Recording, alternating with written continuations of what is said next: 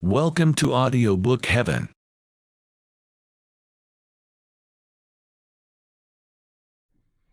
Chapter 9 of The Art of War by Sun Tzu, translated by Lionel Giles. The Army on the March. Sun Tzu said, "We come now to the question of encamping the army and observing signs of the enemy. Pass quickly over mountains and keep in the neighborhood of valleys. Camp in high places facing the sun. Do not climb heights in order to fight. So much for mountain warfare. After crossing a river, you should get far away from it. When an invading force crosses a river in its onward march, do not advance to meet it in midstream. It will be best to let half the army get across and then deliver your attack. If you are anxious to fight, you should not go to meet the invader near a river which he has to cross. Moor your craft higher up than the enemy and facing the sun. Do not move upstream to meet the enemy. So much for river warfare. In crossing salt marshes, your sole concern should be to get over them quickly without any delay.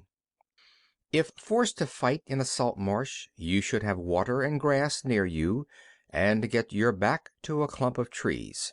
So much for operations in salt marshes. In dry level country, take up an easily accessible position with rising ground to your right and on your rear, so that the danger may be in front and safely lie behind.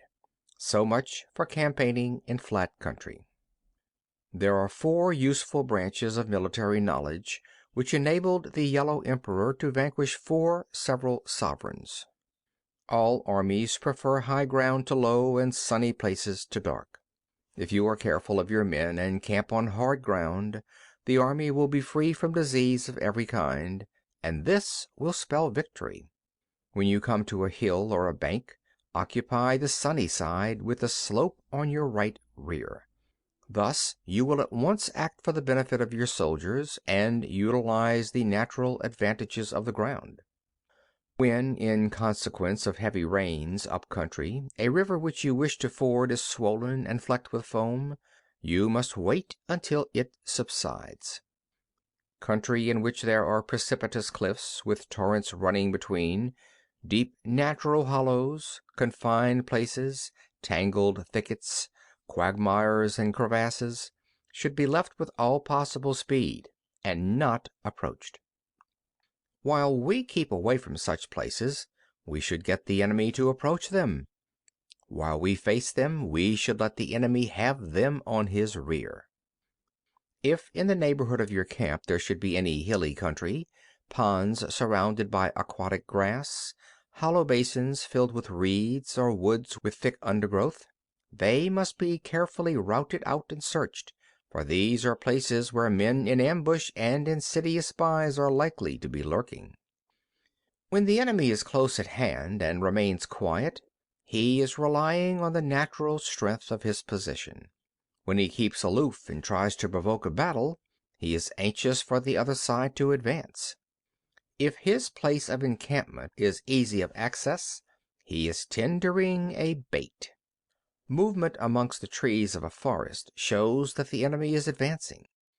The appearance of a number of screens in the midst of thick grass means that the enemy wants to make us suspicious.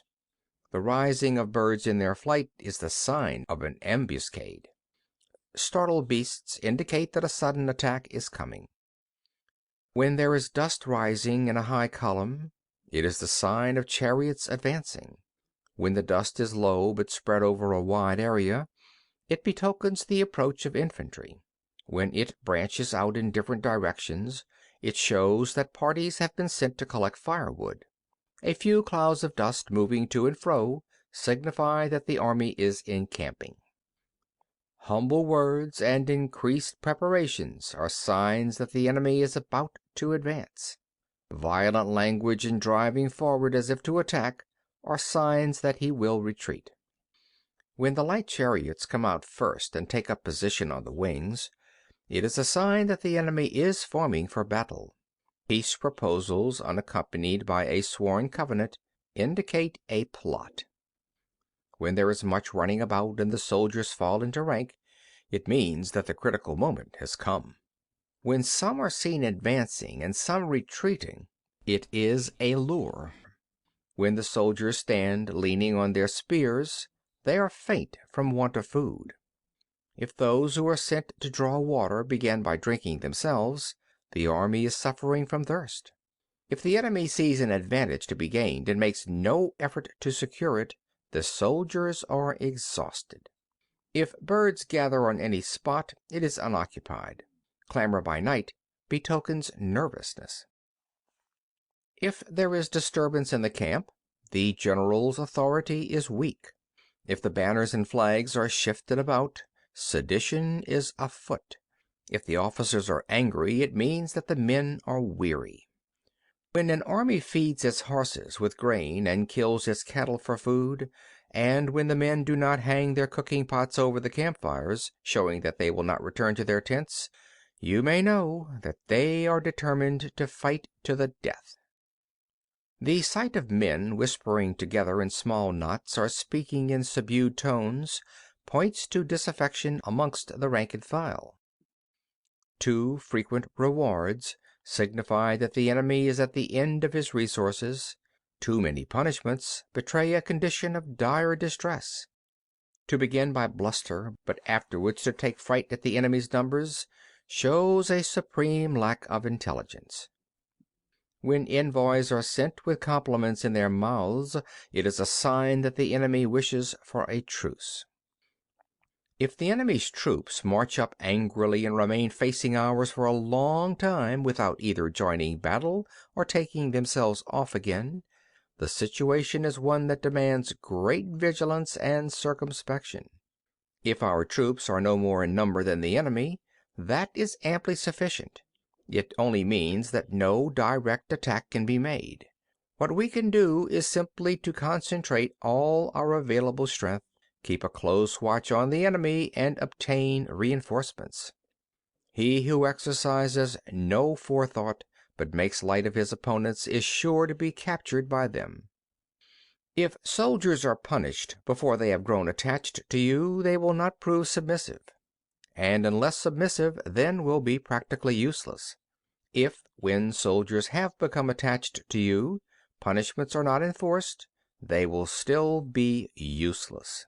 Therefore, soldiers must be treated in the first instance with humanity, but kept under control by means of iron discipline. This is a certain road to victory. If in training soldiers commands are habitually enforced, the army will be well disciplined. If not, its discipline will be bad. If a general shows confidence in his men but always insists on his orders being obeyed, the gain will be mutual. End of chapter 9.